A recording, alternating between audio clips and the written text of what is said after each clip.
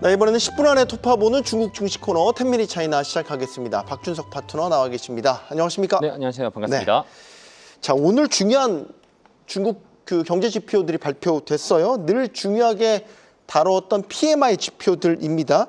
일단 시장 예측보다는 좋은 수치가 나왔다고 하는데 네. 자세히 전해주시죠. 실제로 이제 제조업 PMI랑 그다음에 비제조업 PMI 둘 다 이제 오늘 발표됐었는데요. 이제 이번 지표 같은 경우는 6월달 지표이고 6월 같은 경우는 중국에서는 평균적으로 비수기라고 보시면 좋을 것 같습니다. 근데 비수기 상태에서 이번에 지표가 이제 예상치보다 소폭 상회를 했었는데요. 이 상회한 거 봤었을 때 결국에는 이제 구체적으로 뜯어보자면은 건축 관련돼 가지고는 지금 최악의 국면을 지났다더라라고 보시면 좋을 것 같고 실제로 예측치보다 소폭을 상회했다라는 점 여러분들 참고하시면 좋을 것 같습니다. 그래서 제조업 같은 경우에는 2개월 정도 이제 반등을 이제 성공하면서 3개월 연속적으로 지금 현재 50선을 상회하면서 제조업 같은 경우는 계속적으로 일어나고 있는 그런 방향성을 보이고 있고요. 그다음에 지금 현재 건설 부분 관련돼 가지고는 밑바닥을 찍고 턴어라운드라는 중이다라고 우리들이 이번 지표를 토대로 해석해 볼 수 있습니다. 그래서 3대 지수 역시나 봤었을 때 상해 종합지수 선두 성분 같은 경우에는 플러스로 좀 마감을 했었고요. 그다음에 홍콩항생 같은 경우에는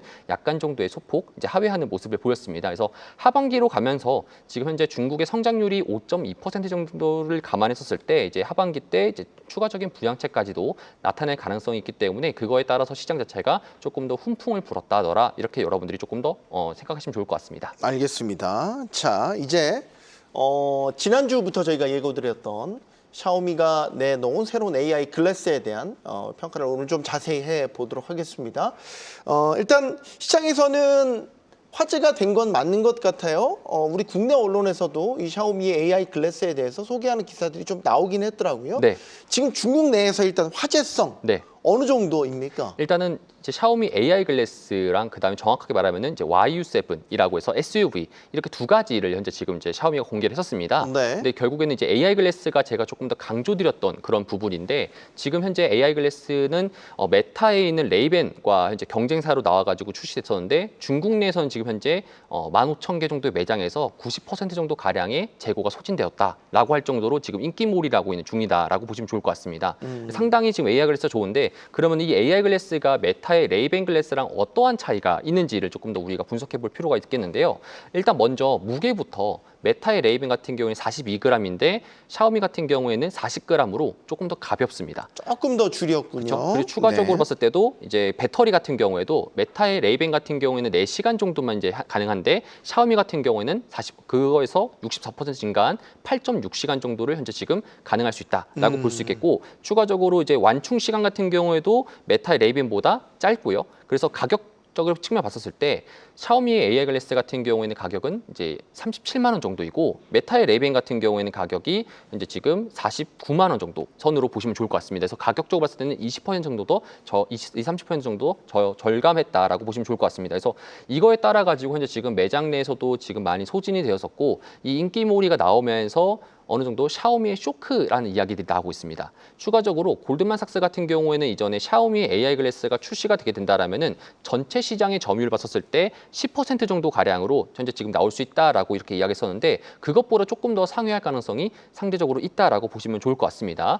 그리고 이제 추가적으로 YU7도 이번에 발표가 됐었는데요. 이 YU7 같은 경우에도 테슬라의 모델 Y랑 이제 지금 비교하는 이런 대상으로서 나왔는데 이 샤오미에 이제 있었던 이 YU7 같은 경우에도 출시한 지 얼마 안 돼서 목표치를 달성했다라고 이야기가 나왔습니다. 그래서 레이진 이제 CEO 같은 경우에도 샤오미의 YU7이 잘 팔림에 따라 가지고 7월 2일 날 이제 자축 행사를 한다라고 하면서 오늘 본인의 SNS 계정에다가 올렸던 이야기들도 있습니다. 그래서 실제로 이번에 진행했었던 샤오미 컨퍼런스가 생각보다 시장에서는 되게 긍정적인 반응을 나타냈고 주가 역시나 마찬가지로 긍정적인 흐름을 보였다라고 보시면 좋을 것 같습니다. 실제로 주가 차트를 보게 된다라면은 역사적 신고가를 달성한 이후로부터 오늘도 약간 정도의 큰 폭의 하이를 했었지만 다시 한 번 더 자축 행사한다고 하고 실제로 AI 글래스도 판매량이 좋게 나오면서 다시 한 번 더 다시 올라가는 모습이 좀 보여지고 있습니다. 그래서 꾸준하게 역사적으로 봤을 때도 계속 올라가고 있는 그런 강세적인 흐름을 지켜보게 된다라면은 여전히 중국 내에서 가장 좋은 주식은 샤오미다. 이렇게 여러분들이 좀 평가하시면서 기억하시면 좋을 것 같습니다. 네,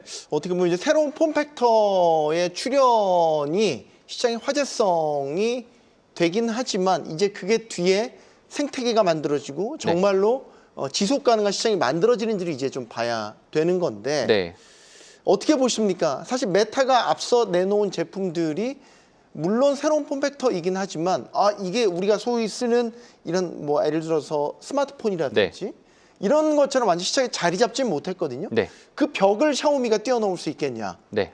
저는 사실 넘을 수 있을 거라고 생각합니다. 그래요? 이유는 뭐냐면은 간단히 말씀드리면 메타 같은 경우에는 스마트폰이라든지 자동차가 연동이 안 돼 있고 협업을 해야 되는 그런 상황에서 AI 글래스만 이제 판매하는 그런 회사라고 보시면 좋을 것 같습니다. 네. 뭐 페이스북이라든지 아니면 다른 인스타라든지 그런 식의 SNS 같은 경우 있지만 결국에는 AI 글래스를 활용해서 이 AI 기기들 우리가 맞닥뜨리는 그런 기기들을 통합하는 시스템 자체가 지금 현재 부족한 상황이고요. 그렇기 때문에 샤오미 같은 경우에는 자동차부터 가전제품, 그다음에 스마트폰, 그리고 스마트워치 전부 다 통합이 되다 보니까 실제로 스마트 AI 글래스를 끼면서 자동차에게 시동을 걸 수 있고 자동차의 목적지를 말해가지고 내비게이션 입력할 수 있고 자동차를 타면서 지나가다가 AI 글래스 낀 채로 창밖에서 식당 같은 경우 예약도 할 수 있고 그런 것들을 시연해 보여줬거든요. 그런 걸 보게 된다면 사실상 메타에서는 사실상 할 수 없는 이제 그런 것들을 샤오미가 좀 보여줬다. 그래서 시간이 지남에 따라 가지고 이 샤오미 쇼크라고 저도 사실 부르고 싶은데 그런 것들이 좀 나오지 않을까라는 생각을 하고 있습니다. 네, 정말 박준석 파트너가 얘기한 대로 그런 저력을 보여줄지는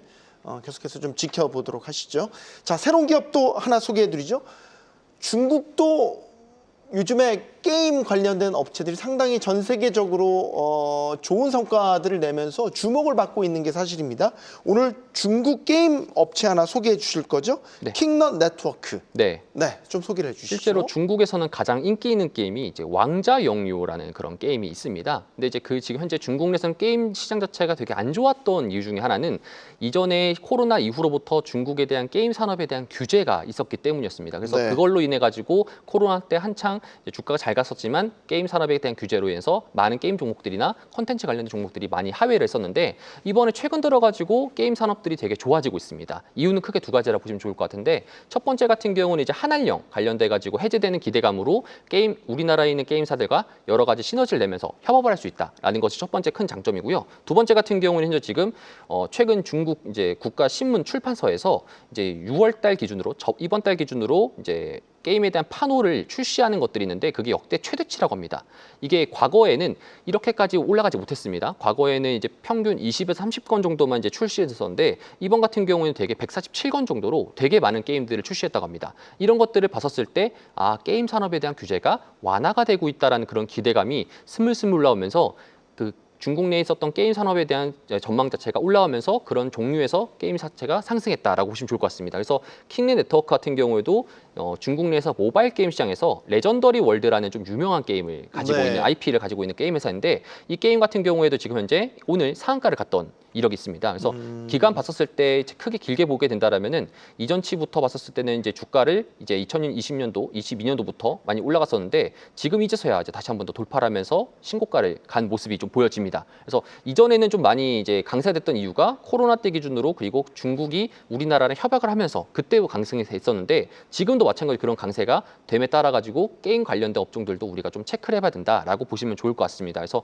저도 사실 중국 관련돼 가지고 여러분들한테 다양한 것들을 많이 소개시켜 드렸는데 네. 사실 제가 7월 12일 날 이제 중국에 대한 이제 강연회를 좀 진행을 합니다. 네. 그 강연회 때도 중국을 우리가 지금 현재 주식을 반다했었을 때 어떤 걸 좀 더 봐야 되는지 상반기 때 기준으로 좀 놓쳤던 게 있었는데 하반기 때는 어떤 전략으로 중국에 있는 종목을 잡아가지고 그것이 좋은 수익률을 나타낼지 그런 것들에 대해서 제가 사실 관련돼 가지고 중국 증시 지금은 기회다 이렇게 해서 무료 세미나를 현재 지금 개최하고 있는데 이런 거 관련돼 가지고 여러분들이 무료 신청하신다라면은 상대적으로 좀 좋은 정보를 좀 얻을 수 있지 않을까라는 생각을 하게 됩니다. 알겠습니다. 자, 중국 게임 업체 킹넛 네트워크까지 알아봤습니다. 박준석 파트너와 함께했습니다. 고맙습니다. 네, 감사합니다.